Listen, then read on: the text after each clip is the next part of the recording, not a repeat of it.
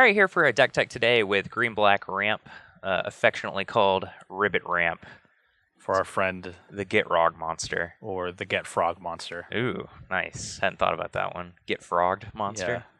Or Get Frog. What do you think the story is behind the Get Rog monster? Is there flavor text on it? There's not. No, I think he's sort of like a Teenage Mutant Ninja Turtle. Okay. But when they're 60 and retired, and he's like he's too old for that. All right. I like your story better than the actual lore of Shatters of Innistrad. He's like Danny Glover. So, our deck today, my deck today, rather, I should say, it's kind of the traditional ramp shell we're used to seeing from like red-green was the popular color in Oath of the Gatewatch. But today, thanks to the Gitrog monster and Ulvenwald Hydra, I'm kind of embracing more of like a giant monster strategy rather than like this traditional ramp where you just have like a bunch of early stuff, acceleration, and then you like try to bridge into your big stuff without dying. Here, our bridges are actually mana acceleration, which is really cool, in addition to being extremely large creatures that are notably immune to things like Chandra Flamecaller. But we'll start at the top, excuse me. Deathcap Cultivator, getting used to new card names still, is like our Rattleclaw Mystic of this deck. Taps for green-black mana, has Delirium, it gets Death Touch. Probably pretty unlikely we're gonna be getting Delirium in this deck, but just a 2-mana accelerating creature is very good. Land sorcery is pretty easy. I think we'll need this one. Sack Archive or play 2 Oaths so that one goes to the graveyard, and then creatures shouldn't be too hard. You can get it, but it's certainly possible. You're just not going to get it by like turn 4 or whatever. No. I guess this is actually a good time to mention that.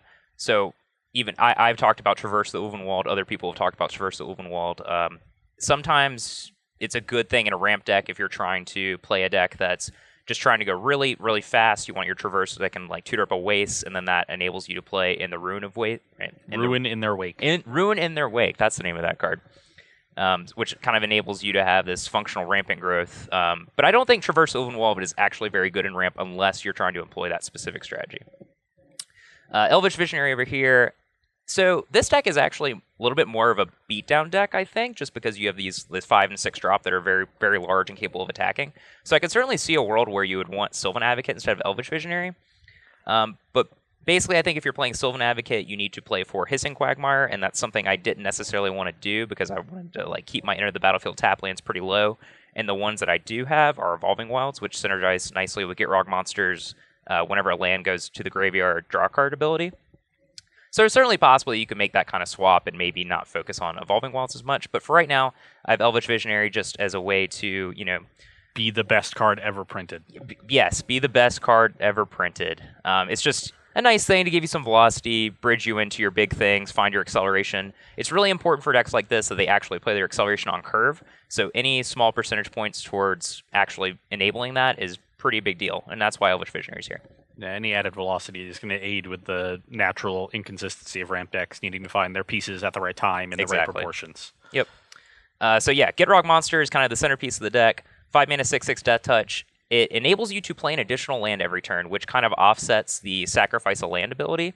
The turn you play it, you get to go up to 6 mana, and then you go back down to 5. You sacrifice a land, draw a card, but then you can go all the way back up to 7 again. So you haven't really like lost too much ground, and you've also drawn some cards, gained some velocity, and you have this gigantic frog in play. Yeah, it may seem like it's going to end up limiting your number of lands in play, but in a high land count deck with things like Pilgrimage and Explosive Vegetation, every draw step you get is some fraction of a land as well. Mm-hmm. So every turn you're sacking a land, but you're drawing another like a quarter of a land or more than that, probably 40.4 lands or something. And then sure. You get some extra draws here and there, and you get the extra lands from that, so you should be okay. This is usually we save the lands till the end, but I think this is actually just a good time to touch on this with the Gitrog monster. I already spoke about Evolving Wilds, but also Blighted Woodland and Sanctum of Ugin, which are lands we've seen in traditional ramp decks before. They synergize pretty nicely with the Gitrog monster. Now they just draw a card. It's just this small little thing. It's not going to put the interactions over the top, but every single draw step towards finding an additional threat with this kind of deck is really important. Ulvenwald Hydra, I think both of us kind of slept on this card initially, but it's probably just really great, and as usual, Yeah, we're kind of behind. Yeah, this is a card we didn't really get around to till the end of last week and over the weekend, and it's been impressive. It's Yes. really big, and there are a lot of cool lands to find, and reach is huge. Yes, exactly. So on the surface, you might like compare this card to Primeval Titan and be disappointed because it only gets one land. It doesn't have the attack trigger. But frankly, Primeval Titan is just like the best ramp card ever printed. Yeah, that card's just busted. Yeah, Comparing so anything to Primeval Titan it's just unfair. kind of foolish. Yeah. So basically, we're foolish. But Ubenwald Hydra searches up a land, which is really nice when you can get Shrine of the Forsaken Gods, which is functionally 2 lands when you're working towards something like Ulamog the Ceaseless Hunger. It can also get some utility lands, get a Sanctum of Vugan, which increases your threat density. If you really need to go crazy, you can get like a Blighted Woodland or even like an Evolving Wilds to pair with your Gitrog monster. And critically, as Ross just said, this card is Reach. And that keyword is really, really important right now with Archangel Avacyn around. Archangel Avacyn, Thopter there's some flying going on. People are clogging up the ground, so flying is generally getting a lot better. I think a lot of aggressive decks are going to move to being more sort of in the air rather than on the ground because it's more effective. And so having your 6-mana creature be able to block all those things. Exactly. And in the past, like this ramp deck had some trouble with cards like Thunderbreak Regent and just Thopter tokens dealing incidental poke damage, and then now Archangel Avacyn exists. So World Breaker's great and all, and he has reach, but he needs some help, and that's why Ubenwald Hydra's here. Especially important to be able to block those little chip shot flyers because you don't have something like Kozilek's Return to sweep them up. Yep. And then we got it like the traditional top end, like World Breaker and Ulamog the Ceaseless Hunger. These cards are still extremely powerful, and it's something to work towards. As I spoke about, Ubenwald Hydra can search up Shrine of the Forsaken Gods, which helps to accelerate into Ulamog nicely. And in the past, I've had like more 7s, 1 Ulamog, which you can tutor up with Sanctum of Vugan and Max on World Breakers. But I think that the way this deck is constructed, as it stands, you're going to be kind of pressuring your opponent a little more early, which is not something that we've seen in the past with this ramp deck. And then you still, like, once your opponent's able to like kill your big creatures or stabilize or what have you, you still want to be working towards something to put it over the top. But that's not like your A plan. Yeah. And then over here, we kind of have, this is just the very straightforward core that we're used to seeing from ramp decks. Oath of Nissa is even better now because you have so many awesome hits. You can just find these like mid-range creatures that also accelerate you and put a lot of pressure on your opponent. So you have a lot more relevant hits off your Oath of Nissa in the past. And then we still have Nissa's Pilgrimage, Explosive Vegetation, Hedron Archive. They're still great. They're still going to bridge you between 3 and 4 to 5 and 6, so you can start playing your giant monsters, and then those creatures will get you to your top end. So it's a pretty linear progression here, assuming the deck plays out how I expect it to. Something I do want to note on, even though red-green is kind of the obvious choice, the cards that are really good in that deck, like Chandra Flamecaller and Dragonlord Atarka, are a little weird against Archangel Avacyn. They're not like bad per se, but it's really difficult to tap out for your top end, and then your opponent just playing Avacyn, negate the damage effect, and then kill your Chandra or which all the white removal does. Yep, or kill your Atarka, which all the white removal does, because white is really great. And then, it's tough for like your big payoff to actually not be effective. So I hope that this deck, which focuses a little bit more on the mid game while also having a great end game, should be able to fix some of those problems. Yeah, I'm interested. I think the Gitrog monster is definitely sweet. I like how lean the deck looks. I like how it only has these like 8 ramp spells, so you don't have a lot of dead cards moving into the mid game. Even Deathcap Cultivator can come down and maybe with Delirium trade with something, even a 4 or 5 drop. But then you've got 6 cards that add 10 cards that add more velocity, so they're just all redraws as you're in those sort of top deck wars, and 13 great threats, many of which just find you more things. So yep. I already spoke a little bit about the mana, but again, I want to touch on the fact that I didn't want to play a bunch of Hissing Quagmires. I'm playing Evolving Wilds instead for the Gitrog monster. It's certainly possible that we could play a different mix of utility lands for Ubenwald Hydra. I considered something like a Blighted Fin. I don't think that card was going to be that great in this deck, but it's just worth noting that there's a lot of flexibility for how you want to configure your mana base because of Ubenwald Hydra. You can get a Mortuary Mire in there. Yeah, actually, that's probably a great idea.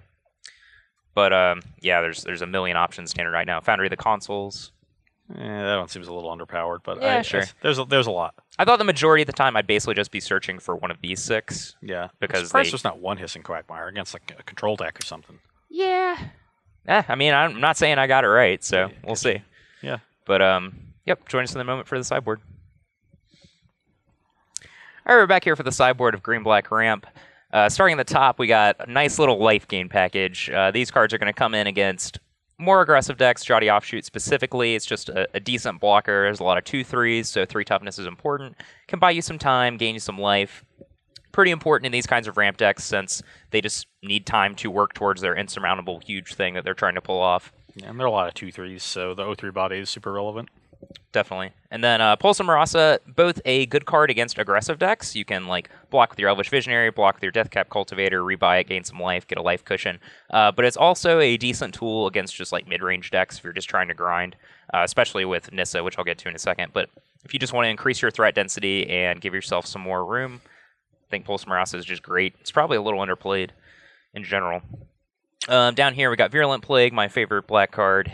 Also another reason that we're rocking the Get Rog monster. This card's just a fantastic sideboard card, especially when the deck is quite good at just deploying extremely large things and kind of locking up the ground.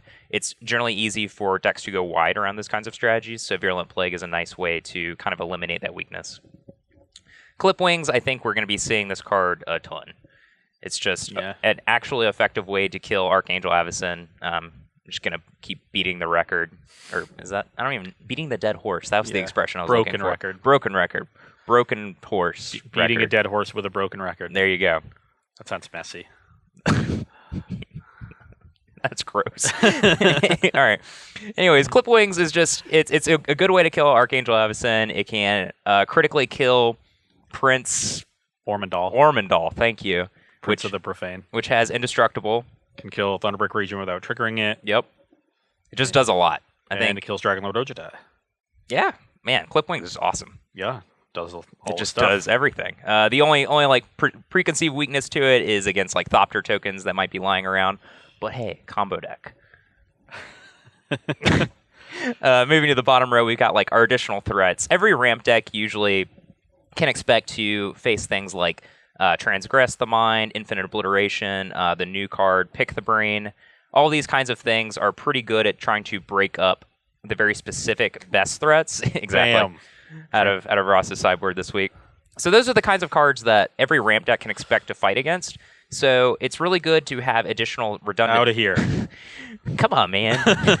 Have additional redundant threats that also effectively bridge the gap to our big things. And Nissa Vastwood Seer is just the perfect card for doing that. Dim Protector is another like kind of sticky, annoying threat that gives the deck some redundancy. It's not even necessarily that you'll be threat light when your opponent's picking apart your hand with things like Duress and Transgress. They might target your cards like Nissa's Pilgrimage and Explosive Vegetation.